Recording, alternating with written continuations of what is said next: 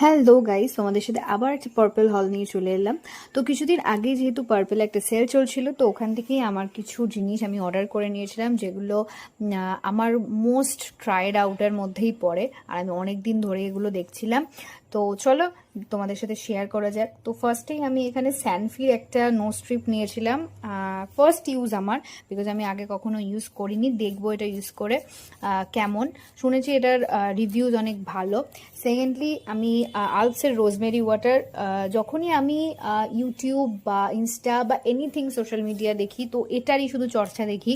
First try করব। Secondly আমি আমার মিনিমালিস্টের একটা নাইসিনামাইড অ্যাসিড কিনেছিলাম। এটা আমার মোস্ট ট্রায়েড এবং সব থেকে ফেভারিট আমার একটা নাইসিনামাইড অ্যাসিড। দেন এম ক্যাফেনের একটা naked and raw coffee scrub নিয়েছিলাম।